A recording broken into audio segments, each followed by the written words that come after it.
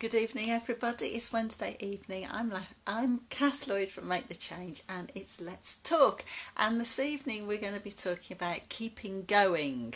Okay, so when we set ourselves a challenge, so that could be going on a course, it could be training for something like running a marathon, it could be writing a book, or even just working towards some goals that are really, really important to you.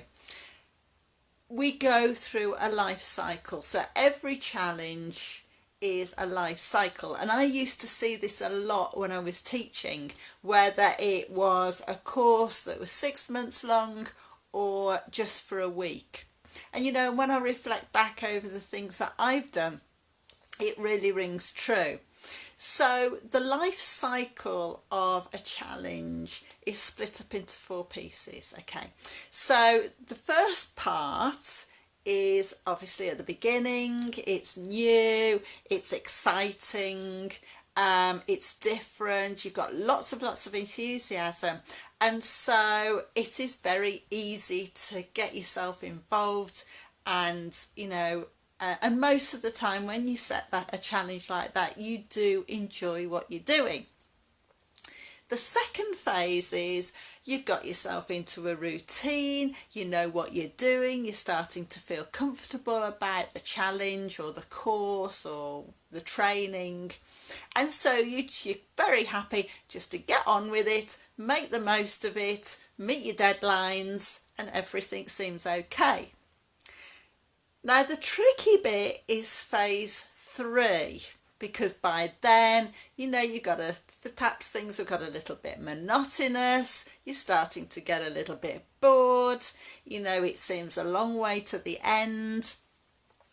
And, it's at a time like this when, you have to really start digging deep to be able to keep the enthusiasm going, keep the commitment going, because we can easily be distracted by something new, by something brighter, more shiny, more glittery, and something more exciting.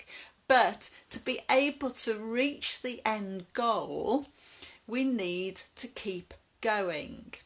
And, we'll come back to this in a minute. So stage 4 is when you're nearly at the end, there's a sense of relief, you can see the light at the end of the tunnel, and the last little section of what you're doing becomes a lot easier. You sort of gain a bit more momentum, gain a bit more enthusiasm, because you're nearly at the finish line. And we see this a lot, don't we? And hear this a lot with marathon runners, hitting the brick wall. And it's a similar sort of process, but it's about how do you get over that. Now, this could be in all sorts of different ways, and it's finding the right way for you.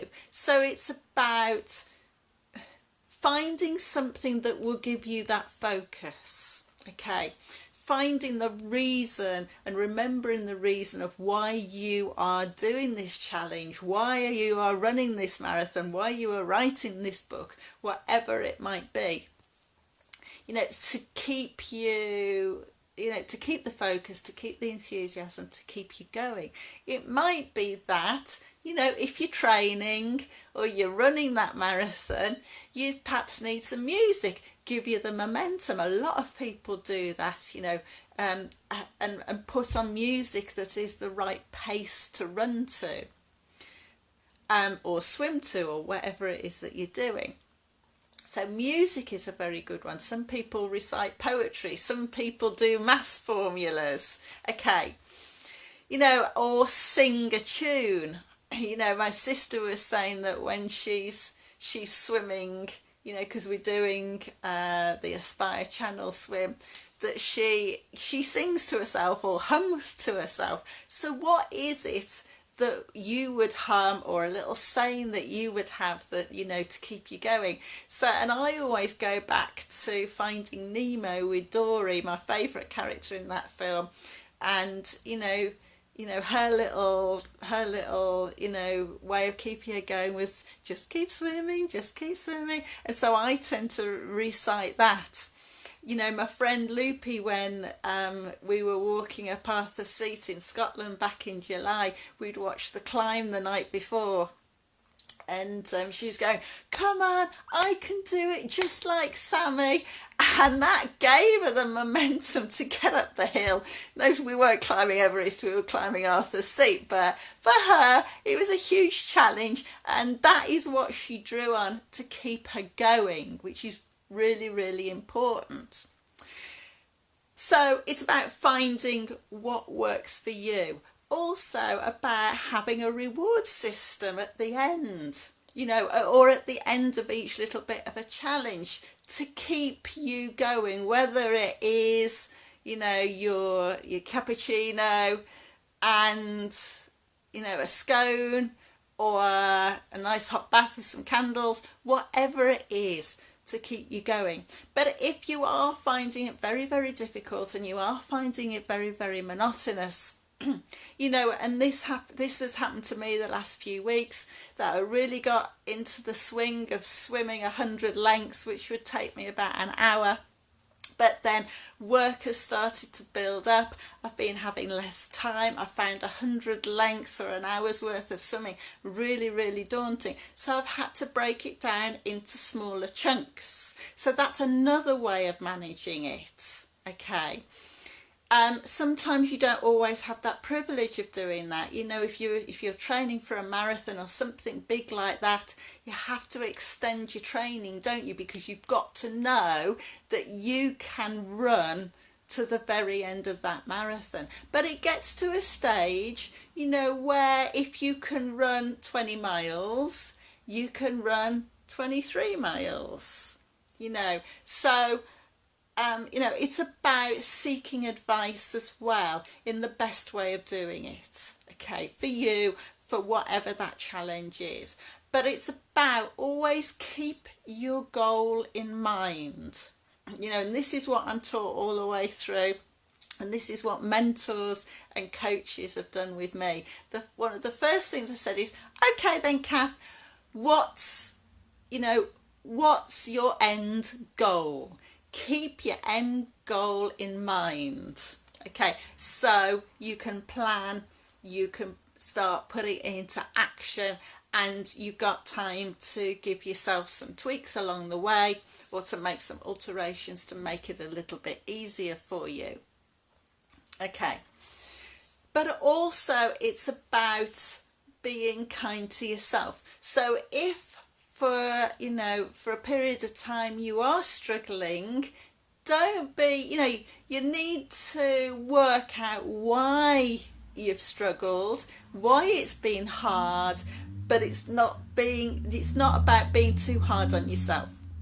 Because if you're really too hard on yourself, or if you're really critical of yourself and it's not constructive criticism, then that is going to make you feel worse.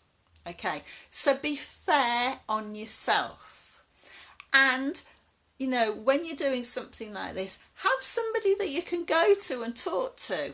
All right. So, for my Aspire Swim, my sister's doing it today. So we keep each other going. We support each other. We are helping each other reach that end goal. And this is going to be the same. Have a running buddy, have a gym buddy, have a mentor if you're writing a book. And, if you're running that marathon, a lot of people have somebody that a pacer, whether they have organised that or whether they have naturally found somebody along the way that will help them keep going, who is maybe just a little bit faster than them. Okay, so some really, really important tips there. But it's about how you manage it, how you manage yourself physically, how you manage yourself emotionally and mentally as well. Because in that third phase, you are going to get tired. Whether the tiredness is to do with the extra exertion that you've had to put in, You know, if it's something physical, perhaps it might be extra exertion emotionally, you know, if it's something like that. So it's about making sure you put in place a good routine. Okay, so that when the tough gets going, you can kick the regime or the routine into action. So it's about, you know, your planning. When are you going to do these things? You know, when, yeah, at the beginning you don't mind putting the extra effort in because it feels easy. And like I said, it's new, it's fresh, it's exciting. But when you get to the boredom stage and the tiredness stage, it's about setting yourself a good regime, setting up an action plan so that you can follow that action plan and you know what you're doing, when you're doing it, how you're doing it, and make sure it fits well around other things that are going on in your life. And that is the really difficult bit, because something has to give. Whether that is you have to have an hour's less sleep at night, or you have to forgo, you know, such a late night out with your mates, you know, cutting out the alcohol, cutting out the chocolate bars, you know, whatever it is, you know, those, we have to make sacrifices because, you know, this is, we don't live in the ideal world. We've only got 24 hours in the day, and it's about trying to fit everything in that you can to reach your end goal. Okay, so perhaps there's something that you are struggling with, that you are struggling to manage, that you're struggling to plan, and it's having a little bit of an effect on your thought processes. It's being challenging for you. Perhaps it's throwing up some confusing thoughts and feelings. Then, you know, I've got a great little top 10 tips to keeping yourself sane, and it talks about, you know, different ways that you can help yourself easily in small chunks to make life a little bit better, a little bit easier for you, so that you can do the things that you like to do. So it's so top 10 tips to keeping yourself sane is a mini e-course, 10-day mini e-course. So each day you get a little tip coming into your email box, okay, that won't actually take that long to do. Some will take a little longer than others. So to find that, you just simply go to my website, www.kathloyd.uk.co.uk, and it's there on the front page with a lovely sunrise beaming at you. So register for it, and you'll get that, the start of that coming into your email box really quickly. So I'm going to love you and leave you there, and have a great evening, have a great week, and I'll speak to you again next week with Let's Talk from myself, Kath Lloyd. Have a fabulous evening. Bye bye.